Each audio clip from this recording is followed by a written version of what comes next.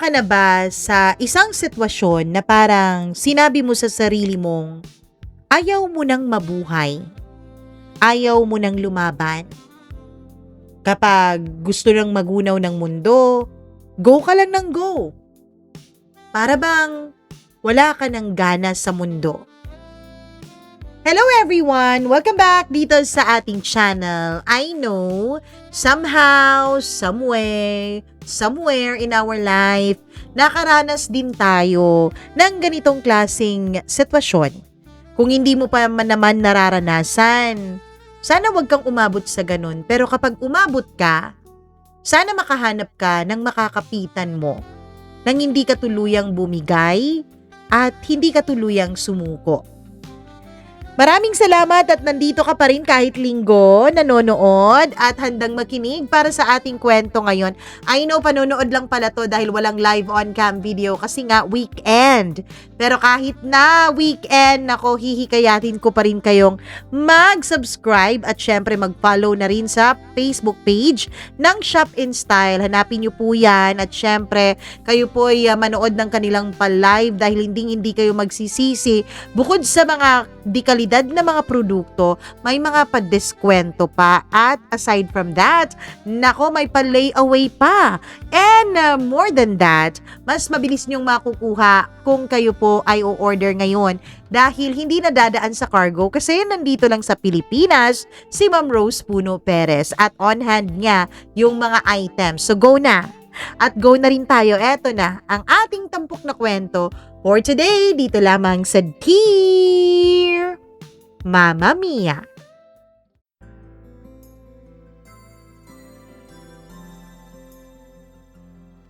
Akala ko tapos na ang buhay ko.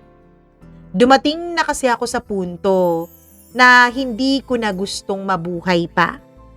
Dumating na ako sa punto na tinatanong ko na ang sarili ko kung bakit nandito pa ako sa mundo. Wala naman na akong halaga at wala na rin naman akong silbi.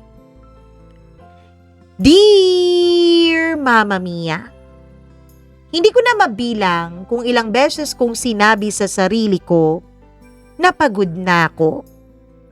Hindi dahil tamad na akong mabuhay, kundi dahil pakiramdam ko kahit anong gawin ko, palaging may kulang pa rin. Ako si Joseph, 32 taong gulang. Isa akong ordinaryong warehouse worker sa Maynila. Walang kotse, walang sariling tahanan, walang asawa, walang anak. In short, walang pamilya. Kung titingnan mo ako sa kalsada, isa lamang akong normal na lalaking naglalakad na may backpack at may baon na pagod sa kanyang mukha. Pero ang hindi alam ng karamihan, matagal na akong durog. 3 taon bago nagsimula ang kwento kong ito, namatay ang nanay ko dahil sa stroke. Siya na lang po ang natitira kong pamilya. Ang tatay ko, iniwanan na kami nung 7 taong gulang pa lamang ako dahil nakahanap ito ng ibang babae. Hindi ko na siya muling nakita pa, hindi na siya nagparamdam pa. Kaya simula noon, kaming dalawa na lang ni Mama ang magkasangga sa buhay. Lumaki akong nakikita siyang nagsasampay ng labada ng ibang tao. Minsan, 3 bahay ang nilalabhan niya sa loob ng isang araw. Kapag umuulan, hindi siya pwedeng huminto. Kapag may lagnat siya, hindi rin siya pwedeng magpahinga. Sinasabi niya lagi, kapag hindi tayo kumilos ngayon, wala tayong kakainin bukas.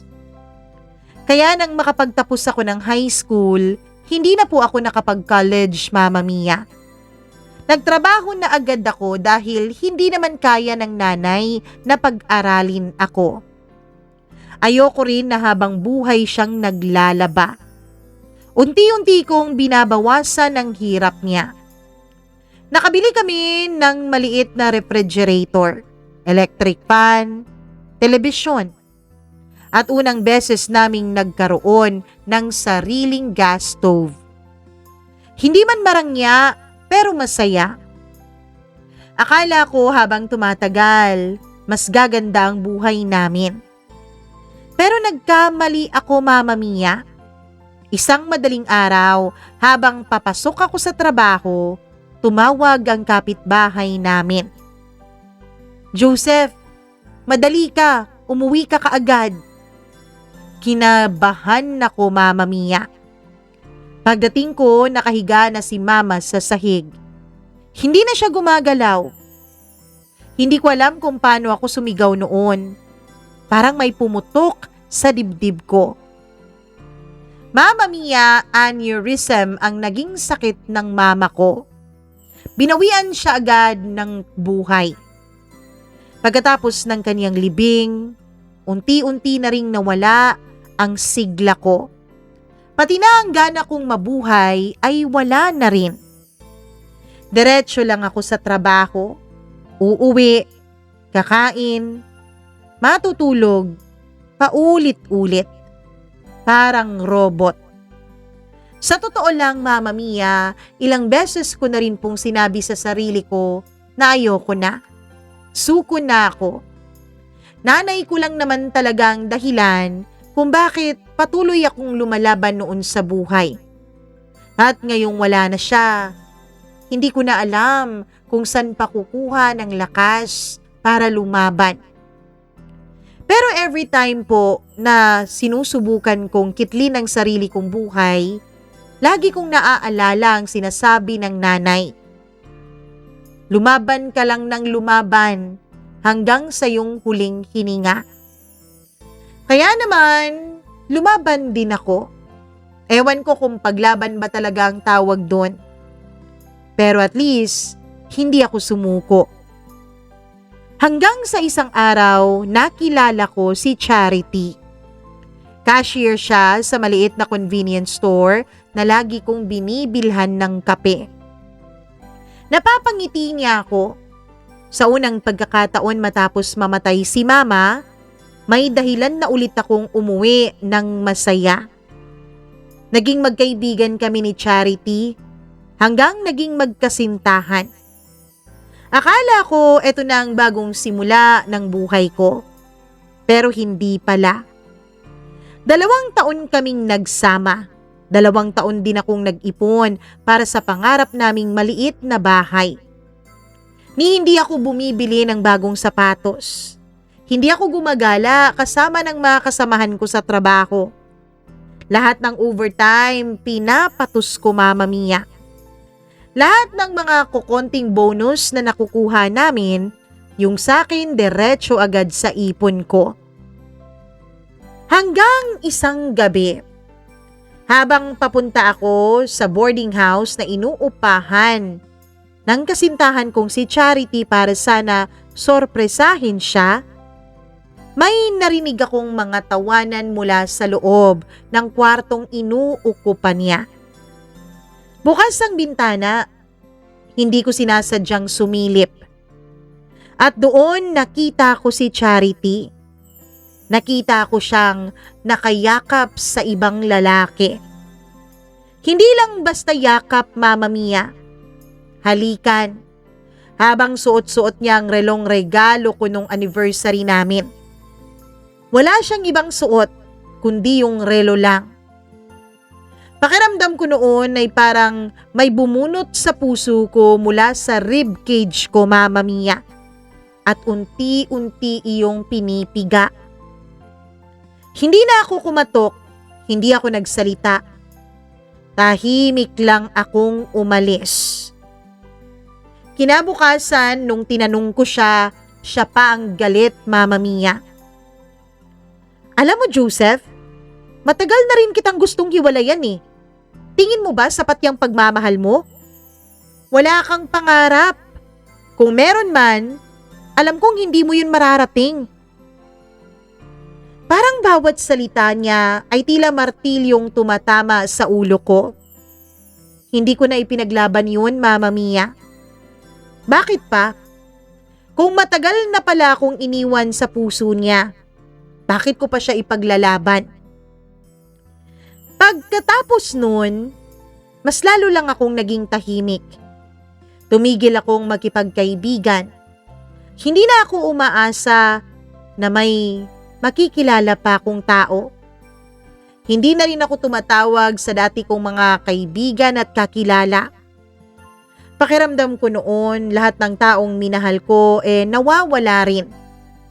Yung taong minahal din ako, maagang kinuha sa akin, yung nanay ko. Yung taong minahal ko naman, hindi naman ako mahal at iniwan lang ako. Kaya siguro mas mabuting wala na lang akong mahalin. Lumipas ang halos 1 taon, pero dala-dala ko pa rin yung bigat, Mama Mia. Hanggang sa dumating ang isang gabing nagpabago ng lahat. Biyernes noon, alas 12 na ng gabi nang matapos ang overtime ko. Malakas na malakas ang buhos ng ulan. At dahil doon halos wala ng katao-tao sa kalye. Habang naglalakad ako pa uwi, napansin kong may matandang babaeng nakaupo sa waiting shed. Basang-basa siya. May dala siyang 2 supot ng grocery. Halos hindi niya mabuhat yun. Siguro dahil mabigat. Marami namang mga tao na dumadaan sa harap niya. Pero walang tumitigil. Hindi ko alam kung bakit pero lumapit ako. Nay, kailangan niyo po ba ng tulong? Tulungan ko na po kayo. Ngumiti siya. Napakagaan ng ngiti niya. Parang may naalala akong tao. Salamat, iho. Habang naglalakad kami, hindi ko alam na ang simpleng pagtulong kong yun ay ang magiging unang hakbang patungo sa buhay na matagal ko nang hinihiling. Mama Mia, hindi ko naman talaga ugaling makialam sa buhay ng ibang tao. Sa totoo lang, simula nung mawala si Mama at lokohin ako ni Charity, mas gusto ko nang dumiretso sa bahay pagkatapos ng trabaho. Ayoko nang makipag-usap, ayoko nang makipagkilala. Pero nung gabing yun, parang may nagtulak sa akin para lapitan ang matandang babaeng nakaupo sa waiting shed. Buhatin ko na po to. Naku iho, mabigat yan. Nahihiya pa siyang ngumiti. Okay lang po, Nay, malakas po ako. Kesa naman kayo po ang magbuhat nito. Kinuha ko ang 2 supot ng groceries. Hindi naman ganun kabigat ang laman. May ilang delata, bigas, sabon, tinapay, gatas at may konti ding gulay. Habang naglalakad kami sa makipot na eskinita, napansin kong hirap siyang maglakad, Mama Mia. Mabagal ang bawat hakbang niya. Paminsan-minsan nga ay hinihingal pa siya. Nay, malayo pa po ba tayo sa inyo? Konti na lang. Mahigit 10 minuto siguro kaming naglakad. Hanggang sa huminto kami sa harap ng isang lumang bahay. Hindi yun sementado, yero lang ang bubong. May mga bahagi ng dingding na gawa sa kahoy. Halatang ilang beses na yung dinaanan ng iba't ibang bagyo. Pero malinis ang bahay na yun. May mga halaman sa harap, may maliit na sampayan at may lumang upuang kawayan. Pagkabukas pa lang ng pinto ay may isang batang babae ang agad na tumakbo palabas. Lola! Mahigpit niyang niyakap yung matandang kasama ko. Mga 10 taong gulang lang siguro ang batang yun. Payat, nakasuot ng lumang damit. Pero napakaliwanag ng mga mata niya. Lola, sino po siya? Isang mabuting tao na tumulong sa akin. Naku, salamat po kuya.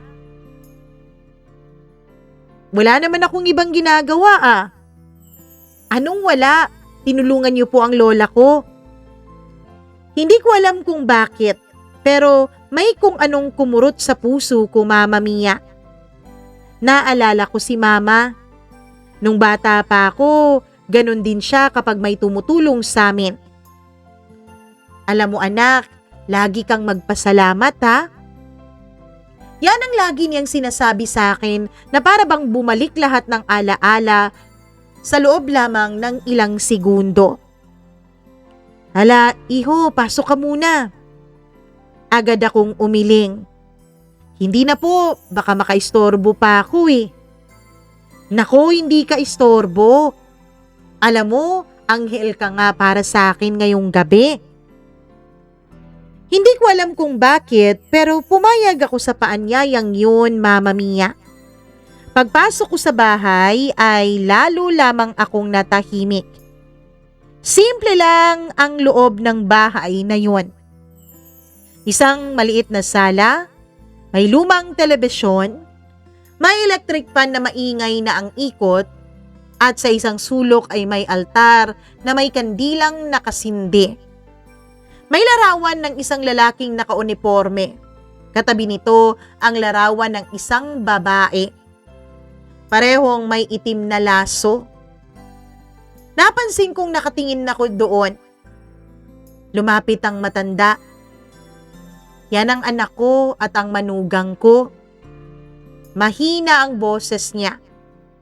Naaksidente sila, 5 taon nang nakakalipas. Napatingin ako sa babae. Tapos, siya na lang po ang natira? Takot kong tanong. Tumango ang matanda. Ako na ang nagpalaki sa kanya. Hindi na ako nakapagsalita, Mama Mia. Parang may mabigat na batong bumagsak sa dibdib ko. Hindi pala ako ang nag-iisang nawalan. May mas mabigat pa palang pinapasan yung ibang tao kesa sa akin. Maya-maya pa ay lumabas ang bata mula sa maliit nilang kusina. May dala siyang 3 baso ng mainit na kape. Kuya, kape po muna kayo.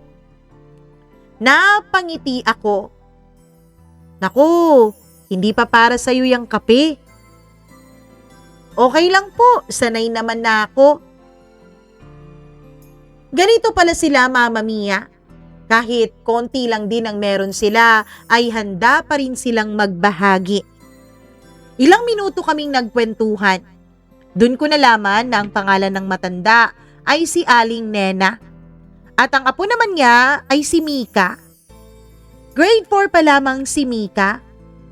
Mahilig siyang magbasa. Pangarap niya raw na maging isang guro balang araw. Bakit naman guro? Tanong ko. Ngumiti siya. Kasi po, gusto kong maraming bata yung matutong mangarap. Hindi ko napigilang mapatawa. Ang lalim naman ng pangarap mo.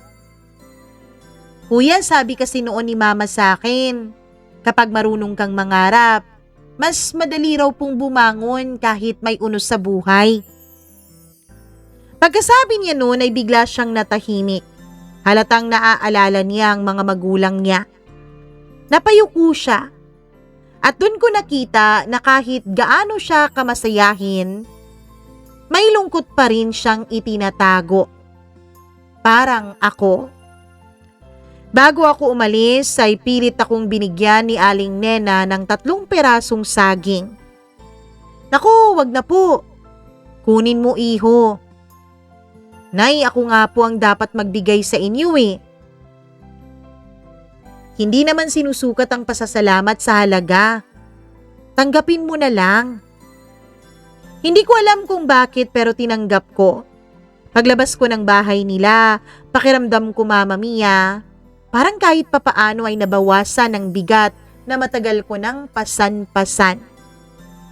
Hindi pa man yun lubos na gumaan, pero sapat para mapansin kong ngayon lang ulit ako nakangiti habang naglalakad pa uwi.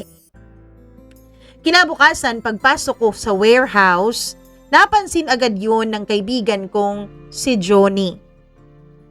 Uy, bakit parang tao ka na ulit? Natawa ako. Anong ibig mong sabihin? Kailan ba ako naging halimaw? Ang ibig kong sabihin, 1 taon ka na kasing mukhang nalulunod. Tapos ngayon, humingiti ka. Bakit? May inspirasyon ka na ba? Hindi ko namalayan na ngumingiti nga pala ako, Mama Mia, sa unang pagkakataon. Hindi dahil may malaking nangyari, kundi dahil may 2 estrangherong nagpapaalala sa akin na may kabutihan pa rin sa mundong ito. Hindi ko alam noon na ang simpleng pagkakatok ko sa bahay nila ay magiging simula ng isang pamilyang hindi ko kailanman inaasahan na magiging bahagi ako. At mas hindi ko alam na sa mga susunod na linggo, may isang katotohanang matutuklasan ako tungkol kay Mika. Hindi ko akalaing babalik pa ako sa bahay ni na Aling Nena, Mama Mia. Sa isip ko noon, 1 beses lang naman ako tumulong. Tapos na. Pero habang lumilipas ang mga araw, hindi maalis sa isip ko ang maliit na bahay na yon. Yung maingay na electric fan, yung lumang altar, yung batang nakangiti kahit halatang marami namang pinagdadaanan. Ang matandang kahit hirap ng maglakad ay marunong pa rin na magsakripisyo para sa kanyang apo. Makalipas ang 4 na araw, maaga akong nakauwi mula sa trabaho. Hindi ko alam kung bakit pero dumaan muna ako sa panaderya. Bumili ako ng ilang perasong tinapay. Tapos may palaman pang peanut butter. Pagkatapos bumili rin ako ng 1 karton ng gatas.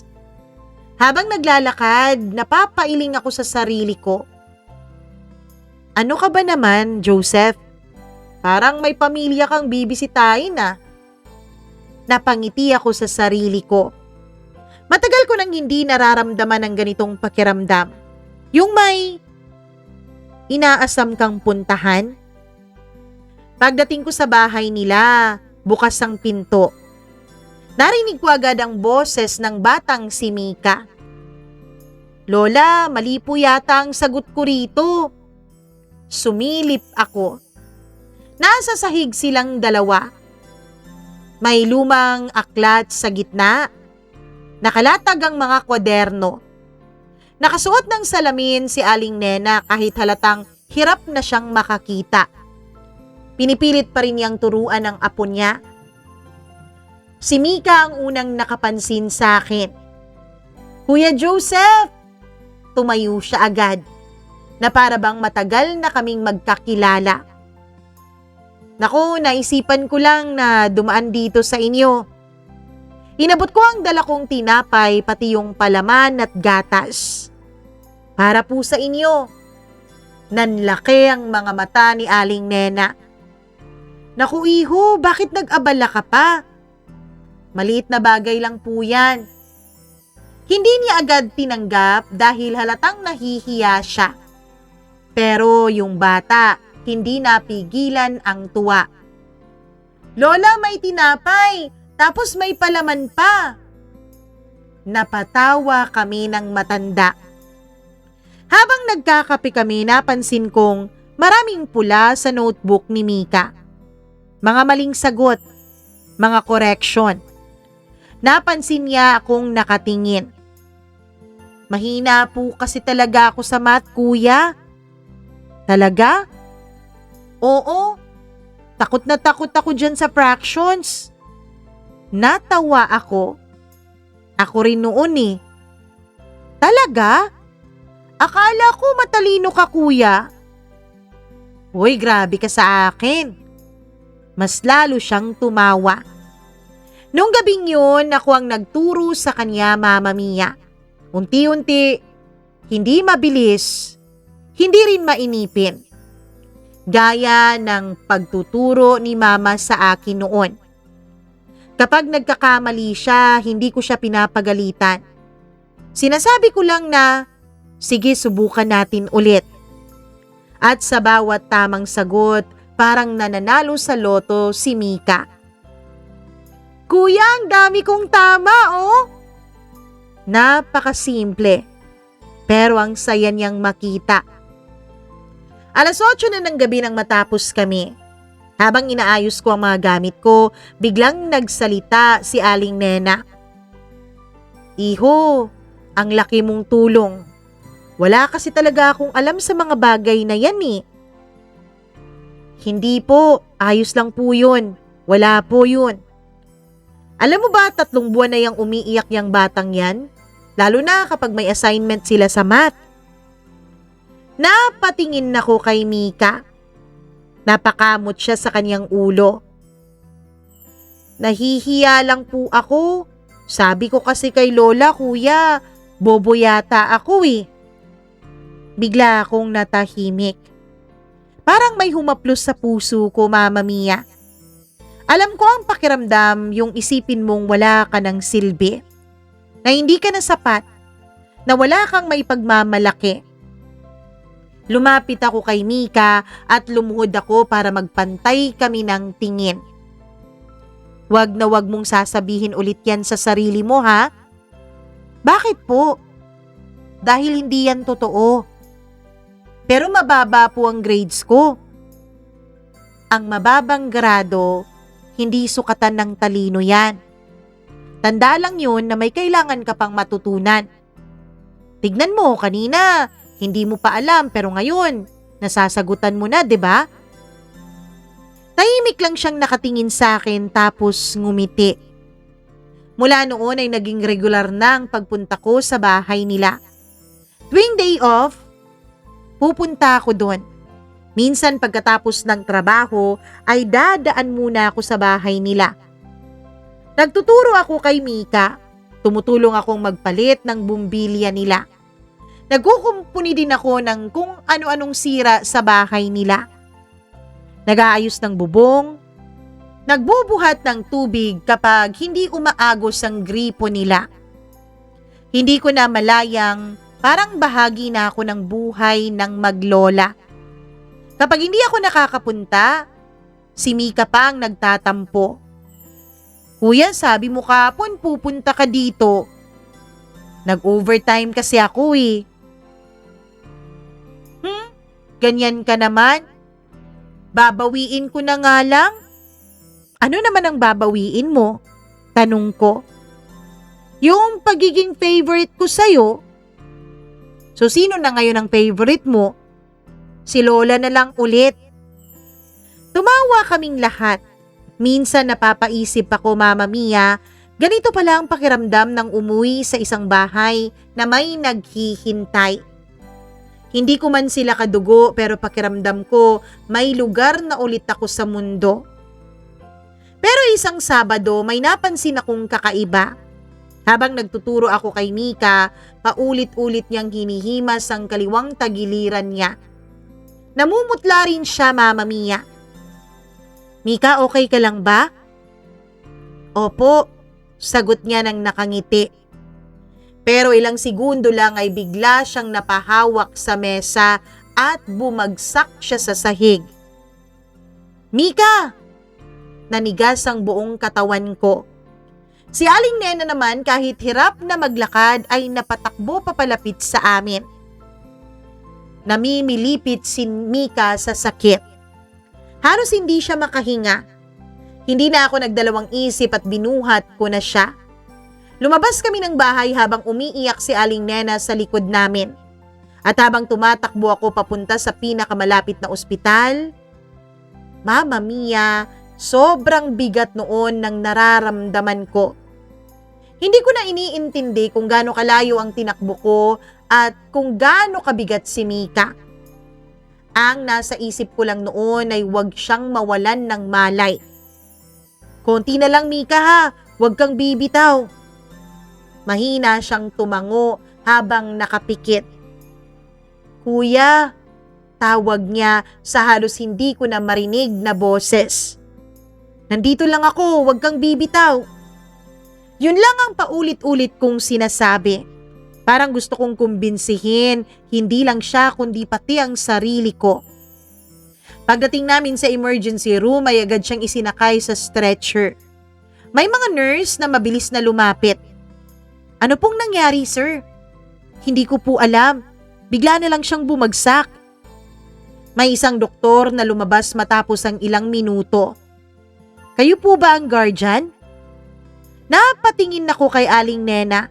Nanginginig ang matanda at hindi siya halos nakakapagsalita. Ako ang sumagot. Hindi po, pero kasama niya ako. Kailangan naming magsagawa ng ilang laboratory test agad. Tumango lang ako. Habang ilalayo nila si Mika, lumingon pang bata sa akin. Takot na takot ang mga mata niya. Hindi ko alam kung bakit pero parang humigpit noon ang paghinga ko.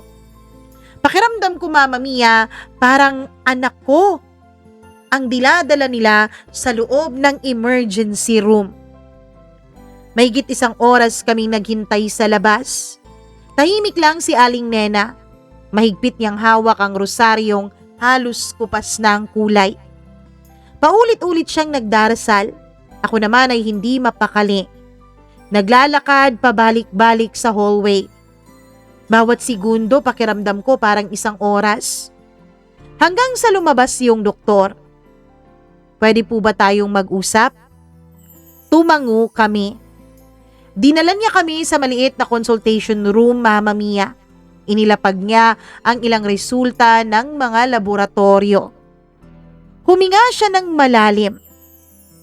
Matagal na po bang sumasakit ang tagiliran ng bata? Tahimik si Aling Nena. Maya-maya ay unti-unti siyang napaiyak. Dok, mahigit 1 taon na po. Napalingon ako sa kanya. 1 taon?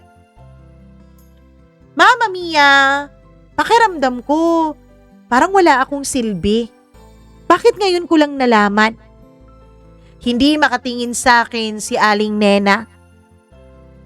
Akala ko po, Dok, mawawala rin kasi nawawala rin naman yun pagkatapos ng ilang minuto eh. Tahimik yung doktor. Pagkatapos ay marahan niyang sinabi, base po sa una nating findings, mukhang may problema ang isa niyang kidney. Para akong nabingi. Hindi agad pumasok sa isip ko yung sinabi ng doktor, Mama Mia. Kidney? Si Mika? Napahawak si Aling Nena sa dibdib niya. Dok, gagaling pa po ba ang apo ko? Hindi agad nakasagot ang doktor, Mama Mia. Yun pa lang, alam kong hindi na maganda ang ibabalita niya. Sa ngayon po, kailangan po natin ng mas kumpletong pagsusuri. Pero mukhang matagal na tong kondisyon niya. Kaya siguro lumalala na rin yung nararamdaman niya. Paglabas namin sa consultation room, hindi na napigilan ni Aling Nena ang pag-iyak. Paulit-ulit niyang sinisisi ang sarili niya. Kasalanan ko to. Kung dinala ko sana siya agad dito sa ospital. Pero wala lang talaga kaming kapera-pera. Napahinto ako. Doon ako napaisip, magkano nga ba ang natitira sa ipon ko? Halos 2 taon kong pinag-ipunan ng perang yun. Nung una, para sana sa kasal naming 2 ni Charity. Pagkatapos niya akong iwan, hindi ko na ginalawang perang yun. Natutulog na lang yun sa bangko. Parang isang alaala ng isang pangarap na hindi na mangyayari pa. Napabuntong hininga ako. Pagkatapos ay tumingin ako kay Aling Nena. Nay, wag na po kayong mag-alala. Ako na po ang bahala sa gastos. Nanlaki ang mga mata niya. Naku, iho, hindi po pwede yan. Napakalaki niyan tapos hindi naman ikaw ang ama ng bata. Wag ho kayong mag-alala, Nay. Ako pong bahala. Hindi niyo po kailangang mag-isip ng kung ano-ano. Hindi niyo po kailangang mamroblema. May naipon naman po ako kahit papaano. Halos mapaluhod siya sa harap ko. Agad ko siyang inalalayan at sinabi kong wag na siyang lumuhod. Umiiyak siya habang paulit-ulit na nagsasabing hinding-hindi niya raw ako mababayaran. Napangiti ako kahit namumuo na rin ang mga luha sa mga mata ko. Hindi naman po ako humihingi ng bayad, Nay.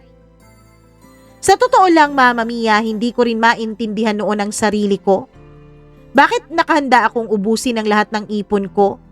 Bakit hindi ako nanghihinayang kahit kung tutuusin hindi ko naman talaga sila kaano-ano? Siguro dahil sa unang pagkakataon matapos ang napakaraming taon. May perang alam kong may tunay na dahilan kung bakit ko gagastusin. Hindi para sa bahay, hindi para sa isang kasal, hindi para sa sarili ko, kundi para iligtas ang isang batang may pangarap pang maging guro. Kinabukasan, naggising si Mika. Pagmulat ng mga mata niya, ako agad ang nakita niya. Ngumiti siya ng mahina. Buhay pa pala ako, kuya. Hindi ko napigilang matawa kahit namumula ang mga mata ko. Oo, kasi marami ka pang assignment na sasagutan. Napangiwi siya. Pwede bang wag na lang akong sumagot ng assignment? Naku, hindi ah. Diba pangarap mong maging teacher? Kaya kailangan mong gawin yun. Napatingin siya sa kisame. Tumahimik. Pagkatapos ay marahang nagsalita. Kuya, kapag hindi na po ako gumaling, huwag mo pong pababayaan ang lola ko, ha? Para akong sinuntok sa sikmura. Mika, huwag kang magsasalita ng ganyan. Pero kuya, hindi. Tandaan mo to, ha? Hanggat may paraan, hindi tayo susuko. Gagaling ka. Hindi siya sumagot. Tahimik lang siyang tumingin sa akin at sa unang pagkakataon, tinawag niya akong sa salitang hindi ko kailanman inaasahang marinig mula sa kanya. Salamat, kuya. Mama Mia, pakiramdam ko nung araw na yun ay nagkaroon ng ibang dahilan at ibang kahulugan yung salitang kuya. Hindi niya ako tinatawag ng ganon dahil magkadugo kami. Hindi niya ako tinatawag ng ganon dahil obligado siyang respetuhin ako. Kundi dahil sa puso ng batang yon, hindi na lamang ako isang estranghero. Naging pamilya na niya ako. 3 araw, matapos ma-admit si Mika, halos ospital na ang naging pangalawa kong tahanan, Mama Mia. Sa umaga, nasa trabaho ako. Pagkatapos ng shift, didiretso na ako sa ospital para maging kapalitan ni Aling Nena sa pagbabantay kay Mika.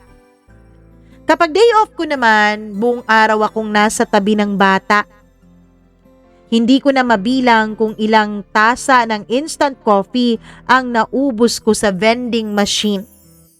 Hindi ko na rin inaalala yung pagod na nararamdaman ko. Sa bawat pagkakataong nakikita kong nakangiti si Mika, parang nababawasan ang bigat na matagal ko nang pasan-pasan. Pero habang gumagaan ang pakiramdam ko, Mama Mia, unti-unti namang nauubos ang naipon kong pera. Isang hapon, tinawag ako ng doktor.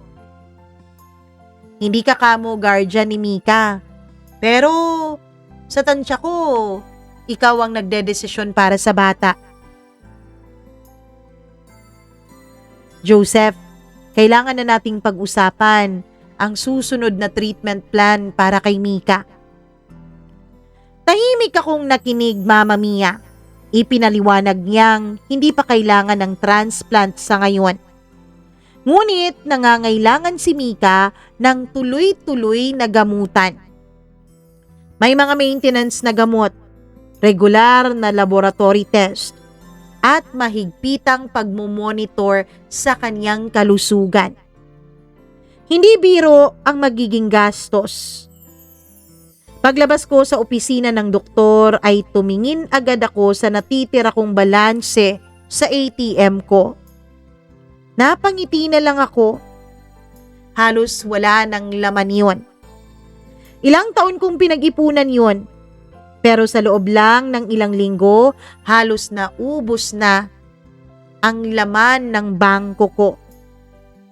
Pero sa unang pagkakataon sa buhay ko, Mama Mia, wala akong nararamdamang pagsisisi sa ginawa kong paggastos.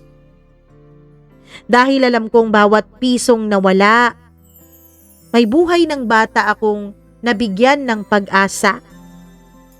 Kinagabihan, habang bumibili ako ng pagkain sa labas ng ospital, may tumawag sa pangalan ko. Joseph? Joseph, ikaw ba yan? Parang pamilyar sa akin yung boses.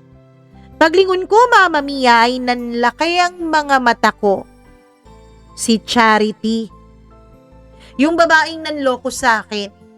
Yung babaeng handa ko na sanang pakasalan at bumuo ng pamilya kasama siya. Pareho kaming natigilan. Mas maayos na ang pananamit niya ngayon. May mamahaling bag na siya. Mga bagay na alam kong hindi ko kakayaning ibigay sa kanya. May mga alahas na kumikinang. Pero ang dating kumpiyansa niyang ngiti, tila ba parang nawala. Wala na yung pagiging masayahin niya, yung liwanag sa mukha niya. Joseph, kumusta ka na? Mahina niyang tanong. Ayos lang naman, maikli kong sagot. Aalis na sana ako pero ewan ko, pakiramdam ko obligado akong magtanong kung kumusta din siya. Kaya namutawi sa labi ko ang salitang, ikaw. Napabuntong hininga siya. Hindi naging maganda ang buhay ko. Mama Mia, tinignan ko ang itsura niya. Mukha siyang babaeng kaya nang bumili ng lahat ng pangangailangan at gusto niya. Pero bakit parang may lungkot sa kaniyang mga mata? Hindi ako nagsalita. Hindi na rin ako nagpakita ng concern o pagtataka. Kusa niyang ikwento ang lahat sa akin. Mama Mia, iniwan din pala siya ng lalaking ipinagpalit niya sa akin. Nalubog siya sa utang. Nawalan ng trabaho. Kaya naman napilitan siyang pumatol daw sa isang matandang mayaman na may asawa. Ibig sabihin, Mama Mia, sugar baby siya. Ibig sabihin, pag-aari siya ng isang taong hindi din naman malayang angkinin siya. Joseph, tama ka noon eh. Tama yung sinabi mo na hindi naman pera ang sukatan sa pagmamahal at lalong hindi din pera ang sukatan sa totoong kaligayahan. Alam mo, kung maibabalik ko lang yung panahon, wala nang saysay ang pagsisisi. Huwag ka nang magsisi sa mga nangyari noon, Charity. Siguro talagang nakatakdang mangyari ang mga bagay na yon. Ang hangad ko lang sa'yo, makabangon ka sa sitwasyon mo. Ang totoo niyan, Mama Mia, hindi ko po alam kung ano ang dapat kong maramdaman. Galit ba? Dahil sa ginawa niyang panluloko nun sa akin? Lungkot ba? O mahahabag ba ako sa kanya dahil sa sinapit ng kaniyang buhay? Pero ang totoo, kahit anong kapa ang gawin ko sa puso ko, wala na akong nararamdaman. Parang matagal nang naghihilom ang sugat ko nang hindi ko namamalayan. Masaya na ako sa buhay ko. Masaya na akong malaman na buhay ka. Magpatuloy ka sa buhay mo, Charity. Yun lang ang sinabi ko, Mama Mia. Nakita kong namuo ang luha sa kanyang mga mata. Joseph, pwede ba tayong magsimula ulit? Iiwan ko yung matandang yun. Makikipaghiwalay ako sa kanya. Hindi ako masaya sa kanya kahit nabibigay niya sa akin ang lahat ng gusto ko. Ngumiti ako. Alam kong hindi mapait ang ngiting yun, pero hindi rin naman ngiting masaya. Ngiti lang na punong-puno ng kapayapaan. Charity, matagal kitang hinintay na marinig ko mula sa bibig mo ang salitang sorry. Pero alam mo, habang hinihintay kita, natutunan ko ring mabuhay nang wala ka. Tahimik siyang napaiyak. May nag-aabang sa akin. Sabi ko, sabay turo ko sa direksyon ng silid ni Mika. Hindi ko na pwedeng iwan ang mga taong hindi naman ang iwan sa akin.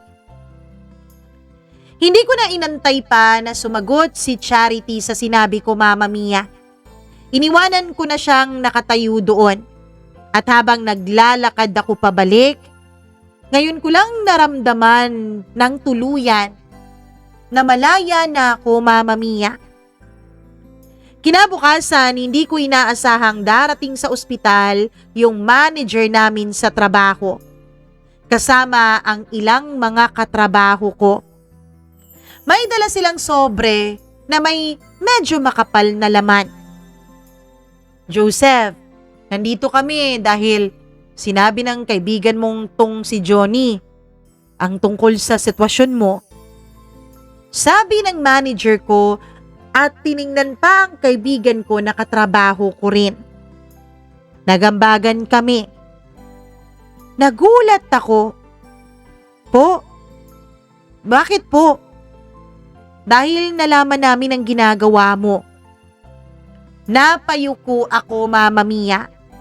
Hindi ko maipaliwanag ang sobrang hiya at sobrang saya ding nararamdaman ko. Hindi naman po kailangan. Kailangan, Joseph. Sa dami ng taong inuuna ang sarili, ikaw ang unang nakita naming inuuna ang ibang tao. Pagbukas ko ng sobre, Mama Mia, hindi ko napigilang maiyak. Sapat yun para sa ilang buwang gamutan ni Mika. Hindi ko alam na pati pala ang supervisor naming halos hindi ngumingiti ay nagbigay din ng napakalaking halaga. Minsan pala, Mama Mia, kapag may isang taong gumawa ng kabutihan, ay unti-unti rin palang nahahawa ang iba. Pagkalipas ng mahigit 2 buwan, malaki na ang pinagbago ni Mika. Mas lumakas na siya. Nagkaroon na ulit ng kulay ang kaniyang mukha. At sa wakas, pinayagan na rin siyang makauwi ng doktor. Pagpasok namin sa bahay nila ay napayakap siya kay Aling Nena. Lola, miss na miss ko na ang bahay natin. Napangiti kaming dalawa ni Aling Nena. Habang nakaupo kami sa hapag ay biglang nagsalita yung matanda. Joseph, iho? May nilabas siyang isang maliit na kahon. Luma na yun at halatang matagal na niyang iniingatan. Nakita ko ito sa mga gamit ng anak ko. Binuksan ko isang lumang fountain pen at isang sulat. Nay, hindi ko po pwedeng tanggapin to. Ngumiti siya habang umiiyak. Hindi na to para sa anak ko, iho. Para na to sa anak na ipinadala sa amin ng Diyos. Hindi ko napigilang mapaluha. Sa buong buhay ko, akala ko wala na akong matatawag na pamilya. Pero nagkamali ako, Mama Mia. Minsan pala hindi talaga dugo ang basihan sa pagiging isang pamilya. Lumipas ang 1 pang taon. Unti-unting bumabalik sa normal ang lahat. Regular na ang check-up ni Mika. Malaki na rin talaga ang pinagbago ng kalusugan niya. Hindi pa tuluyang tapos ang laban pero malayo na ang narating namin. At isang umaga habang naghahanda siyang pumasok sa eskwela ay lumapit siya sa akin. Kuya Joseph, huwag kang mawawala sa buhay namin, ha? Napangiti ako. Bakit naman ako mawawala? San ba ako pupunta? Mahigpit niya akong niyakap. Sa yakap na yun, naalala ko ang lalaking dati kong sarili. Yung lalaking nawalan ng nanay. Yung lalaking iniwan at pinagtaksilan ng taong mahal niya. Yung lalaking nawalan na ng dahilan para mabuhay. Kung makikita niya ako ngayon, siguro hindi siya maniniwala. Dahil hindi niya alam na minsan, ang tahanang matagal mo nang hinahanap ay hindi mo matatagpuan sa lugar, kundi sa mga taong pipiliing mahalin ka ng walang kondisyon at kahit hindi nila obligasyon. 2 taon, Mama Mia. Yun ang panahong lumipas mula nung gabing mabuhat ko ang 2 supot ng grocery ng isang matandang hindi ko kakilala. Kung hindi ako tumigil noon sa waiting shed, kung dumiretso lang sana ako sa inuupahan kong bahay, marahil mag-isa pa rin akong kumakain ng instant noodles habang iniisip na wala ng saysay ang buhay ko, na wala na akong silbi at na wala nang magmamahal sa akin. Minsan, ang pinakamalaking pagbabago sa buhay ng tao ay nagsisimula lang hindi sa mga malalaking desisyon, kundi sa mga maliliit na desisyon. Isang maliit na pagtulong, isang matipid na pagngiti, at isang saglit na paglingon. At hindi mo na namamalayang binabago na pala nito ang buong kwento ng buhay mo. Isang Sabado ng umaga, maaga akong nagising sa ingay sa labas ng bahay ni na Aling Nena. Oo nga pala, Mama Mia. Lumipat na nga pala ako sa bahay nila. Yun ang napag-usapan namin. Para na rin mas maalagaan ko si Mika at mas mabantayan ko silang maglola.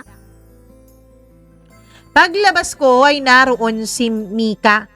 Suot ang puti niyang uniforme. May medalya sa kanyang lieg at may hawak na sertipiko.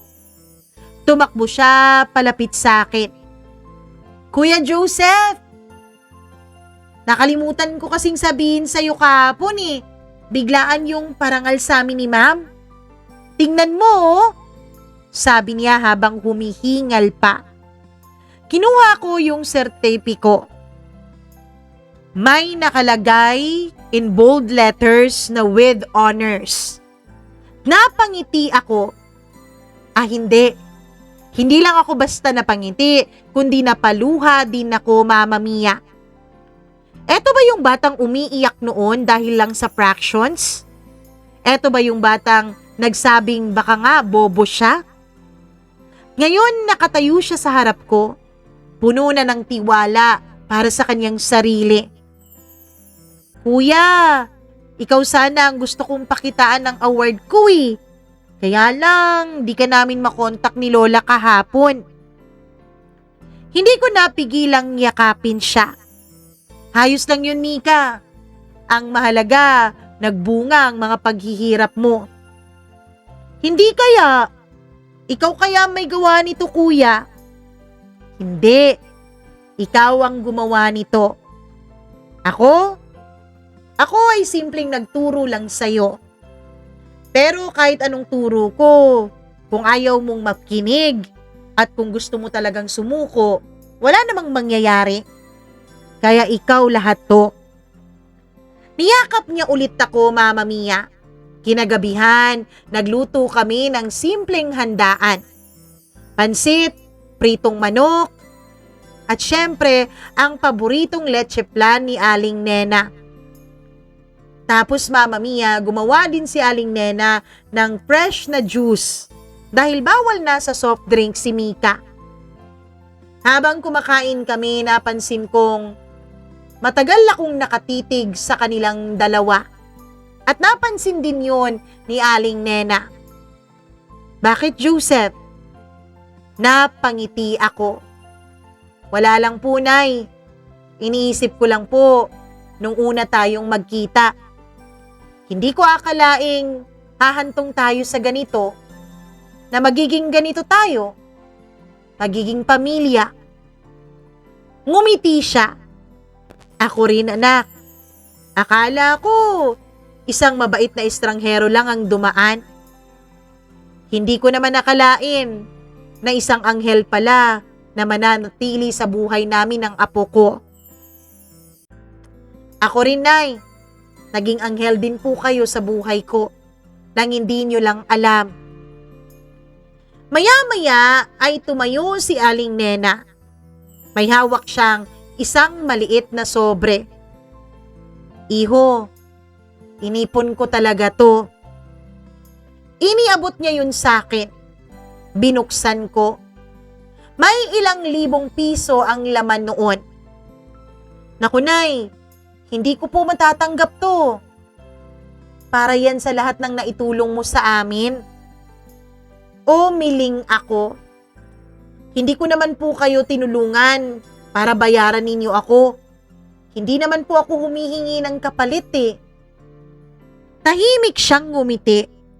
Alam ko, kaya hindi ito bayad. Kung ganun po, ano po to? Regalo. Napangiti ako, Mama Mia, pero binalik ko pa rin sa kanya yung sobrang ibinigay niya. Kung gusto niyo po akong regaluhan, tuloy lang po tayong sabay-sabay na kumain sa araw-araw. Tuloy lang po tayong magkwentuhan.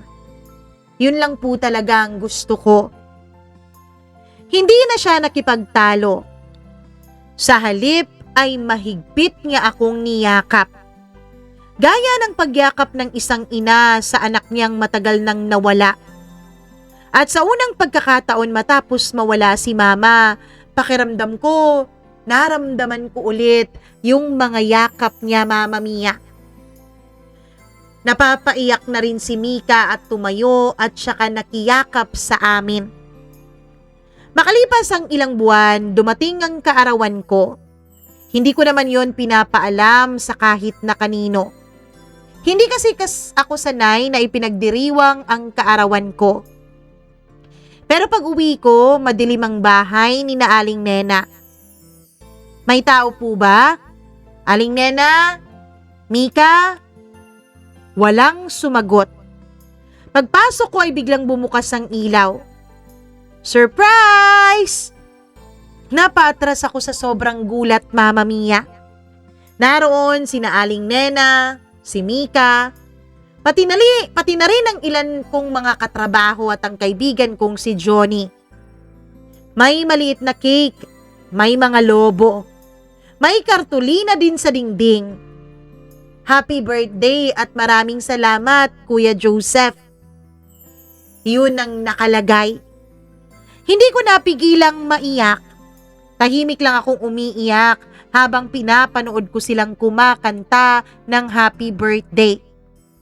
Hindi ako umiyak dahil sa cake, hindi rin naman dahil sa handa, kundi dahil ngayon ko lang ulit naramdaman, Mama Mia, na may mga taong nag-abala at naghanda para sa kaarawan ko. Nung buhay pa si Mama, siya lang ang gumagawa nun. At ngayong wala na siya, akala ko talaga wala nang makakaalala. Nagkamali ako. Hindi ko alam kung paano nila nalaman eh. Habang pauwi ng mga bisita nung gabing yun ay lumapit si Mika sa akin. May inabot siyang isang maliit na card. Kuya, basahin mo mamaya kapag tulog na ako kasi nakakahiya eh. Nung humiga na si Mika at naramdaman kong tulog na siya sa kabilang kwarto, ay binuksan ko ang papel. Nakasulat doon, sa medyo tabingi pang ang sulat kamay niya. Kuya Joseph, salamat dahil nung akala kong mawawala na ako, hindi ka umalis. Sabi mo noon, hindi mababa ang tingin mo sa akin kahit mababa ang grades ko. Ngayon gusto kong sabihin sa'yo na hindi rin mababa ang tingin ko sa'yo kahit hindi tayo magkadugo. Ikaw ang kuya na hinihingi ko araw-araw noon kina mama at papa kapag nagdarasal ako. Mahal na mahal ka namin ni Lola. Salamat din dahil ginawa mo kaming pamilya. Hindi ko na napigilan ang sarili ko, Mama Mia. Umiyak na ako. Hindi dahil sa lungkot, kundi dahil sa sobrang saya. Madalas nating isipin na ang taong magliligtas sa atin ay isang taong mamahalin tayo. Isang kasintahan, isang asawa. Ang totoo niyan, ganyan din ang akala ko noon eh.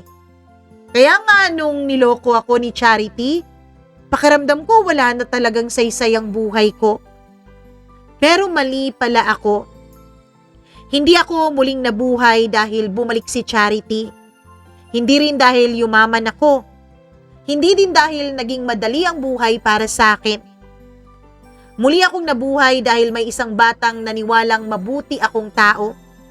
May isang lola na tinuring akong anak kahit hindi niya ako kadugo. May isang tahanang tumanggap sa akin kahit wala akong dala na kahit na ano.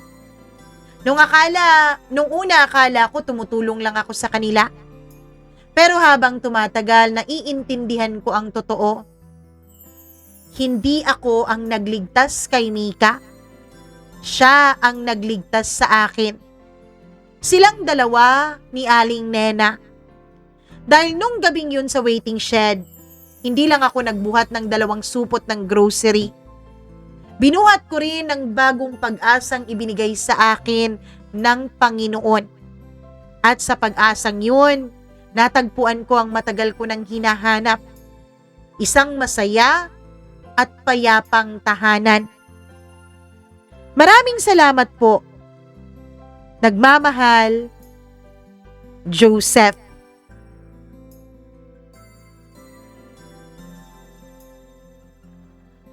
Ay, ang ganda ng kwento natin, ano? Hindi yung typical na mga love stories na naririnig natin dito. Sobrang ganda ng kwento. Kung tutuusin, habang binabasa ko yung unang parte ng sulat ni Joseph, naisip ko na mukhang siya na talaga yung taong susuko na sa buhay. Pero kahit pala sukong-suko ka na sa buhay at kahit pala minsan nakala mo wala na talagang magmamahal sa'yo, wala nang mananatili sa tabi mo, wala nang pipili sa'yo, dahil wala nang natitirang magmamahal sa'yo, meron at merong mga taong ipapadala sa'yo ang Panginoon. Minsan nakala mo ikaw ang nagiging anghel para sa ibang tao. Pero kung susuriin mong mabuti, sila din pala ay naging anghel sa buhay mo. Maraming salamat, Joseph, sa napakagandang kwento ng iyong buhay. Hangad namin ang tuloy-tuloy na payapang pamumuhay ninyo ni Aling Nena at syempre kasama si Mika. Maraming salamat sa pagtitiwala mo sa ating programa para i-share ang kwento ninyong tatlo. Sa mga nanonood ngayon o sa mga nakikinig dahil wala naman kayong papanoorin dyan, puro static pictures lang. Nako, alam ko po, worth it naman talaga na i-share ang video na to sa iba't ibang social media platforms na meron kayo. At pagkatapos nyo pong ma-share, huwag kalimutan na i-like din ang video na to, ha? At syempre, pakitignan nyo na rin kung nakasubscribe pa ba kayo dito sa ating channel. Dahil minsan, nood lang tayo ng nood, di naman pala tayo nakasubscribe. Charot lang. Marty yarn. Anyways, maraming salamat ulit, Joseph. At syempre, sa mga nanonood sa atin, thank you very much. Pero hindi pa tayo tapos. Syempre, hindi tayo agad-agad mawawala. Lalong-lalo na kung meron pa akong hindi nababati. Unang-una na dyan, syempre, ang ating mga miyembro na laging nandito para sa atin. Maraming salamat. Hello po ako sa ating mga members na sina Freaky. Maraming salamat po dahil ikaw ang unang nagtiwala sa atin. Syempre, may mga nagtiwala din katulad ni Mila Raduban, Gail Easy, ayon, kay Gimaras Girl, kay Maureen Tugab, Maria Elena Abes Macdax, Benson Boyser, Colleen Bueno, Rico Zedanco, Rose Arevalo, Miriam Gutierrez, Cristina Aure, Abdullah Wahab, Alpha Garcia, Ernesto Boys, Rosal Macdolor, Pepe Macaranas, at si Kimber Dudes Balyador. Maraming salamat po talaga. At syempre, hello din ako sa ating mga kasuki na laging nanonood sa atin, laging nakikinig. Yung iba nga, hindi na umaasa na mabasa pa yung mga pa-shoutout nila eh. Salamat po talaga dahil kahit hindi natin mabasa lahat, nandito pa rin kayo. Sally Buma, maraming salamat. Aksa Heliana, LV Lapot, Margie Bautista, thank you very much sa pananatili dito sa channel natin. Lizelle Paderes, Marietta Yoto, Vivian Fernandez, Karen Isebes, maraming salamat. Diz Limbo, Marvin Montesilio, Faye Miana, at sa lahat ng ating mga tagapakinig. Thank you so much po. Sa mga gustong mag-share ng kanilang sariling kwento, email lamang po kayo sa atin, mamamiacdo0317@gmail.com. Ewan ko kung naririnig nyo yung ulan, pero umuulan na po habang nagre-record pa ako dito. Magpapaalam na ako sa inyo, mag-ingat po kayo palagi hanggang sa susunod nating kwento. Enjoy the rest of your day. Paalam, I love you. Mwah! Bye-bye!